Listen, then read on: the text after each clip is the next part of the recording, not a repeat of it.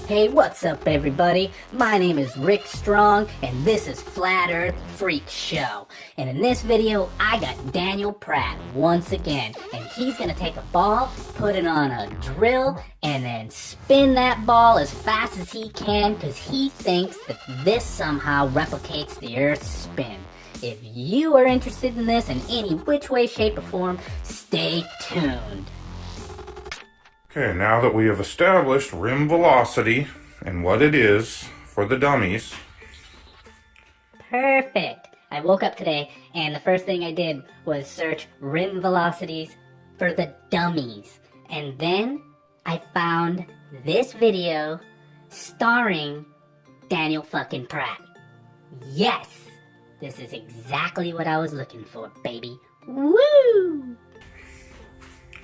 Well, actually, once again, they're not dummies. They're just lying deceivers, most of them.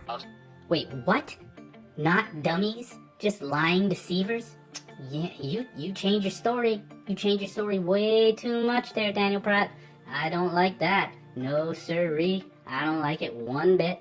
And then they sucker in lonely people looking for companionship that I don't sucker in anybody looking for companionship. Sounds like you're talking about your goddamn priest there, Daniel Pratt. like to pile on to beat up the little guy. Beat up the little guy. Okay, now we're just rambling nonsense. We're not even gonna make sense. Are you gonna get to the fucking point and spin the damn ball already? Because I want to see you replicate Earth's spin. So, how I've stated before, if you are at the North Pole, it will have the slowest rim velocity on the imaginary sphere of Earth. Yes, he has said this before. Go to his channel.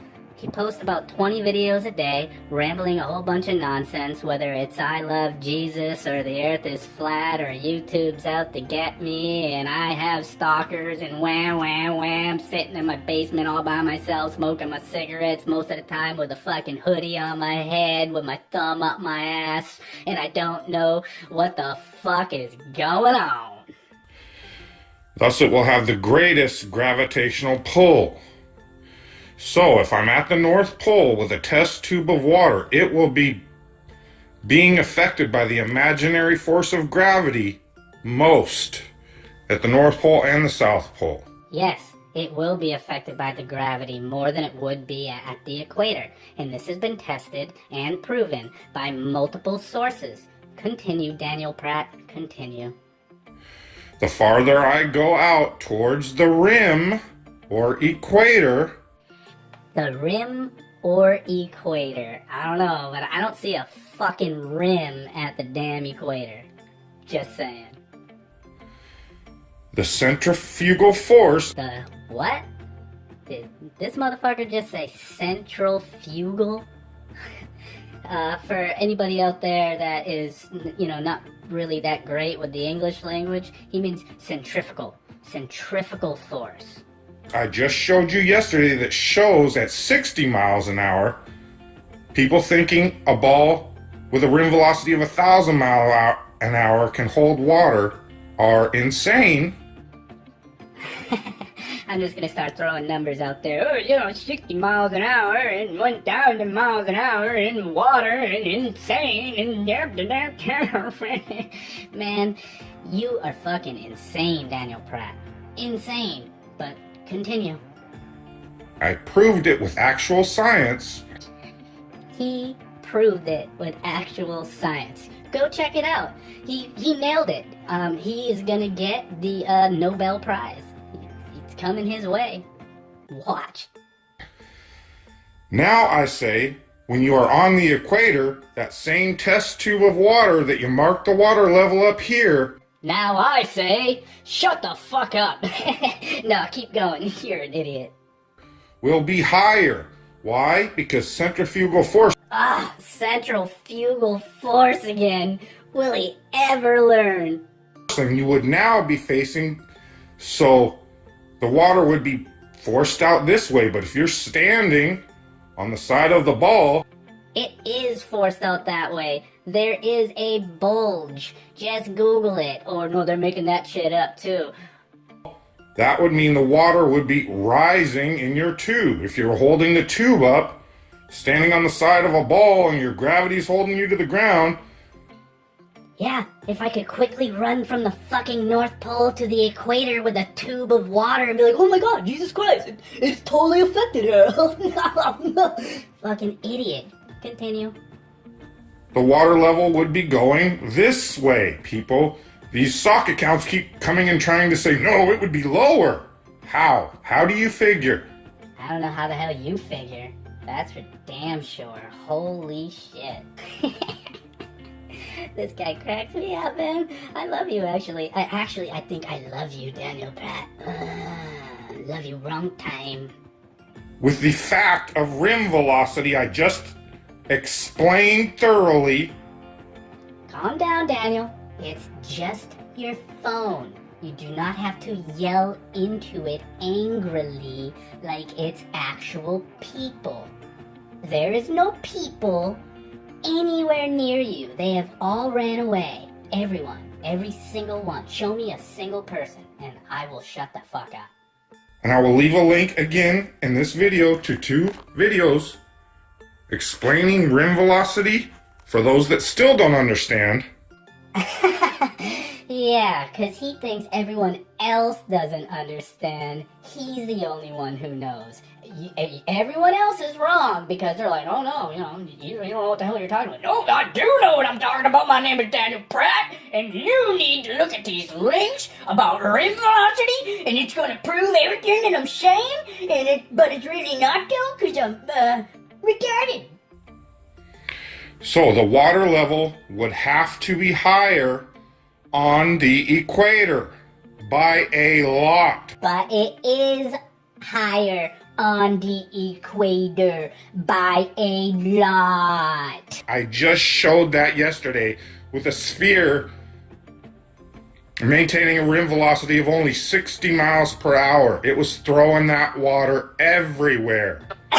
So you can imagine. Yeah, but what the hell was the RPMs on that damn ball? Wait, he's not as stupid as he sounds though. He semi-knows, but then he's almost there, and then he's just like, yeah, and it takes a U-turn for retardville. So you can imagine what it'd be doing at 1,000 miles an hour, which it has to be if we travel from the North Pole to the imaginary equator of Earth spinning at 1,000 miles per hour. That test tube would explode. The water would be trying to rush out of it so fast. This is called science, folks. This is called science, folks, yet all I see is a fucking ball. That's all I see. That is not science. Rambling on for 5 goddamn minutes and pointing your damn camera at a round ball, not doing anything, is not fucking science. Explaining what rim velocity is over and over again, but not even really explaining it, and not even taking into consideration that the goddamn Earth isn't spinning extremely fast like what is going on in your damn brain. That is not science. No one sciences like that, you son of a bitch. You know what, just for shits and giggles, let's try to crank this all the way up and see what happens. See if the hot glue can even hold it. We only went halfway, about 1,500 RPMs. Just for shits and giggles. That is the entire point of this video. 100%. The entire point of this video is for fucking shits and giggles. Now spin the fucking ball. Just for the hell of it, let's see what happens. I really hope he spins this ball and flies off that damn drill and hits him right in the fucking head. See, again, someone tried to come at me with the argument again of, oh, it should only be going this fast. Again, you are correct. If I set this ball right on the pole, the North Pole axis that Earth is spinning on, yeah, even slower than that is exactly how it would be spinning. That's how the entire thing is spinning. The equator doesn't spin faster than the top. What the hell are you talking about? What do we get, like multi-leveled Earth, just, in multiple slices, and they all spin at different speeds because you can't understand that fucking 1,000 plus miles an hour is just because the fucking Earth's circumference is 24,901 miles? So obviously, if it makes one fucking spin in 24 hours, we're gonna obviously have the fucking math of 1,000 plus miles fucking per hour? God, you're stupid. The whole ball spins. It doesn't matter if you're on the North Pole, the South Pole, the equator. It's still one revolution in one day. But when I crank this up, I'm not even 10% or barely 10% max the rim velocity of the imaginary spinning Earth at the equator. That would be like Earth's spinning at 10 times the normal speed, what you're showing right there. That's how fucking slow Earth spins. But yet, you need to, spin the Earth as fast as that drill will possibly go to even try to get close to the rim velocity, which you're retarded. And you would have to maintain water on this ball for gravity and the spinning Earth to be truth. So here we go, the exciting conclusion. It's like myth hoaxers. Hit him in the face, hit him in the face, hit him in the face, hit him in the face. And try to do the destructive bit at the end. Ready? 1, 2, 3. We'll go slowly.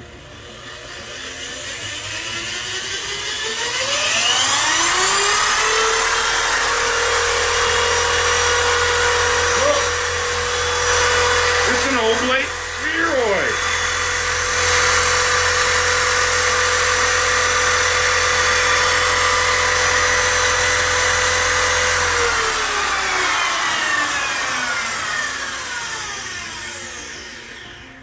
Why on earth would you spin the ball that fast to replicate Earth's spin? What, just to try to match how many miles it can do in a fucking hour? That's stupid. Of course a small little ball would have to spin 1,000,000 fucking times a second to even come close to doing shit like that. But the Earth isn't a little tiny ball. Imagine the fucking Earth is that ball, and you fucking place that ball onto the ground and you rolled it until it did one full revolution. I mean, the distance that ball would cover is minute. It wouldn't cover 24,901 miles. But the Earth is so big, and if we were able to get a ball the size of the Earth and place it on a gigantic table to do this little thought experiment on, and we rolled the Earth one revolution across the ground and then measured that, that would be 24,901 fucking miles. But does it matter how fast I spin the Earth to goddamn cover that distance? No. I could spin it really fucking fast and get it over with in a second, or I could take all goddamn day until it took 24 fucking hours. The fact is, if one revolution in 24 is 24,901 miles. Doesn't matter how fucking fast I roll the ball.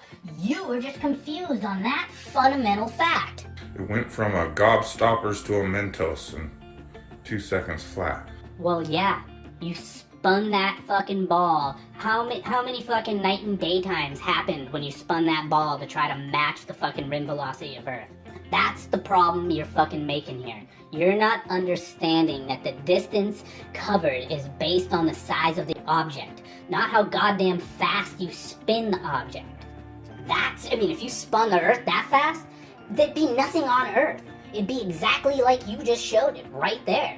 But much bigger and much crazier. Probably wouldn't even be a fucking Earth left if the Earth was spinning that fast. Everything would have fucking flown off all the way to the core. But fortunate for us, the Earth only spins once every 24 hours.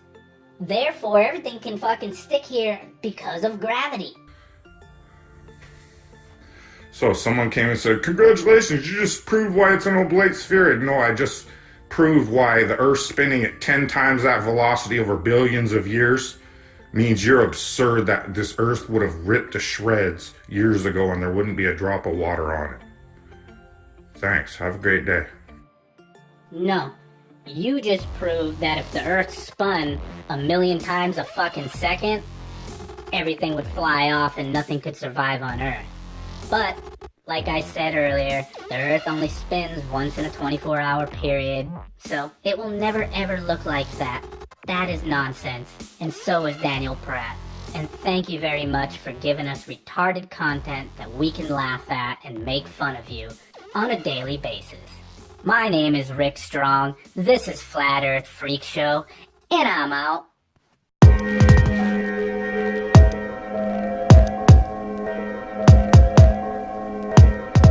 Know what I'm saying?